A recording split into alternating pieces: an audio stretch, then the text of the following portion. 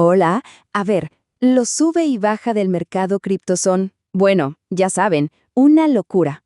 Pero ¿qué es lo que de verdad mueve los hilos detrás de esas caídas y subidas tan salvajes? Justo eso vamos a desentrañar hoy. Vamos a meternos de lleno en las fuerzas que provocan toda esa volatilidad, desde las noticias que explotan de un momento a otro hasta las corrientes más profundas de la economía mundial. A ver, pónganse en situación. Están frente a la pantalla, viendo el mercado, y todo está en rojo, pero en rojo vivo. Bitcoin acaba de romper un nivel clave, y se siente, ¿no? Se siente el pánico en el ambiente. Bueno, esta frase, está desplomándose ahora mismo, captura justo ese momento, ese instante en que la adrenalina y el miedo se encuentran. Eso, justo eso, es el corazón de la volatilidad. Y esa es precisamente la pregunta del millón. ¿Es solo pánico colectivo? ¿O hay, no sé, algo más estructurado detrás de todo ese caos? Para poder entenderlo, tenemos que ir por partes, como desarmando una máquina. Así que empecemos por la primera pieza. Ok, empecemos por lo más, digamos, lo más inmediato. Esos eventos que de repente hacen que todo se vaya a pique. Y ojo, casi nunca es por una sola cosa, no. Generalmente es una combinación de factores que se juntan para crear lo que llamamos una tormenta perfecta. Esta frase, que la dijo un analista justo en medio de una caída, lo resume todo, ¿no? No estamos hablando de una pequeña corrección, de un ajuste, no. Esto es el miedo a un colapso total, de esos en los que la venta genera más venta y parece que el fondo nunca llega. Y lo increíble es ver cómo se juntan todas estas piezas. A ver, piénsenlo. Por un lado, tienes incertidumbre económica pura y dura, como no tener datos de inflación, lo que hace que nadie sepa para dónde va la cosa.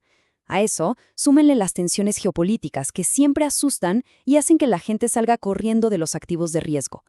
Y mientras todo eso pasa afuera, adentro, en el mundo cripto que tenemos, pues un montón de gente sobreapalancada que es liquidada a la fuerza, los ETFs que no están metiendo plata nueva, y para colmo, los mercados de siempre, como el dólar o los bonos, no ofrecen ningún tipo de salvavidas. Es la receta para el desastre.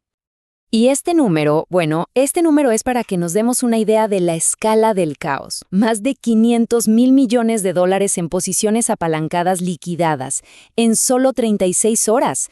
Es un efecto dominó, pero a una escala gigantesca.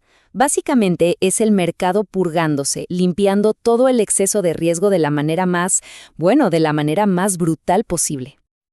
Ok, perfecta. Ya vimos cómo se forma la tormenta afuera, pero ahora vamos a ver algo súper interesante. ¿Qué pasa adentro? ¿Cómo se mueve esa volatilidad dentro del propio ecosistema cripto? Porque, y esto es clave, no todas las monedas se comportan igual, ni de cerca. Y para entender esto, hay un concepto clave. Se llama desbordamiento de volatilidad. Suena muy técnico, ¿verdad? Pero es súper simple. Es la idea de que la turbulencia de una cripto se contagia a las demás. La mejor analogía es la que ven ahí. Es como lanzar una piedra a un estanque. La piedra es una moneda, y las ondas que se forman, bueno, esas ondas son la volatilidad que se expande y afecta a todo lo demás. Entonces, la pregunta es obvia. ¿Cuál es la cripto que lanza la piedra más grande? La que genera las ondas más fuertes. Y claro, todo el mundo pensaría en Bitcoin, ¿no? Es el gigante, el que todos conocen. Pero la realidad, según la investigación, es mucho más interesante. Y la verdad, bastante sorprendente. Y aquí está la sorpresa. Según los estudios, el mayor transmisor de volatilidad, la fuente de las ondas más grandes, no es Bitcoin, es Ethereum, y le sigue Cardano. Ellos son los que, digamos, contagian más al resto. Y del otro lado de la moneda, tenemos a los que más reciben esas ondas, los que son más afectados por la turbulencia de otros. Ahí encontramos a monedas como Chainlink o Binance Coin. Esto es importantísimo. Lo que nos dice es que el tamaño, la capitalización de mercado, no lo es todo. La cosa es mucho más compleja. Las conexiones internas del mercado importan, y mucho. Claro, Bitcoin es un gigante, obvio, pero eso no significa que sea el epicentro de todos los temblores del mercado. Ok, esto nos lleva a la siguiente pregunta, que es súper lógica. Si las ondas son casi todas internas dentro de este estanque cripto, ¿qué tan conectado está ese estanque con el gran océano de las finanzas tradicionales? ¿Acaso es una pileta aislada del resto del mundo? Bueno, este gráfico es súper revelador.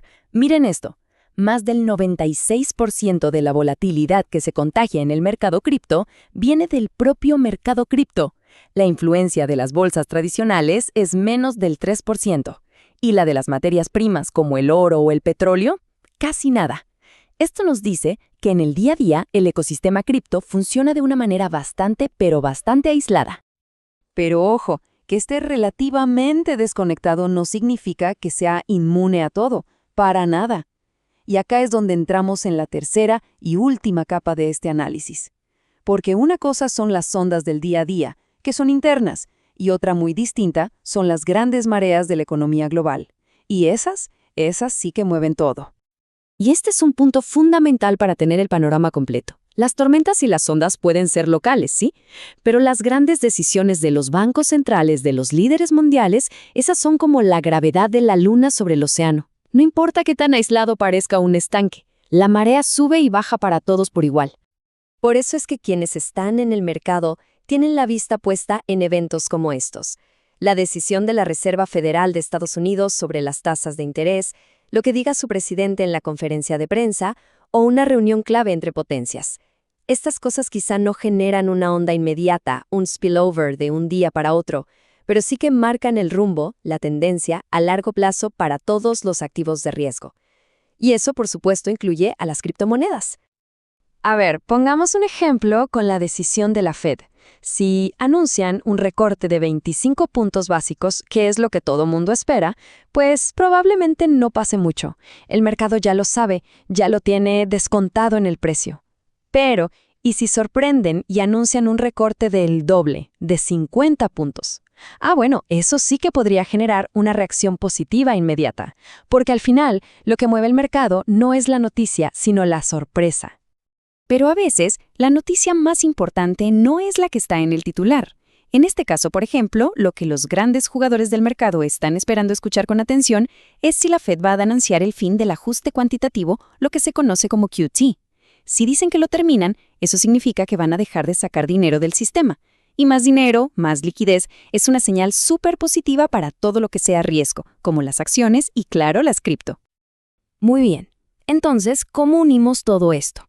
Ya vimos las tormentas que aparecen de repente, las ondas que se mueven por dentro y las grandes mareas de la economía. Es hora de juntar todas las piezas. Aquí lo tenemos, resumido en 3 capas. Primero está el detonante, esa tormenta perfecta de noticias que lo enciende todo.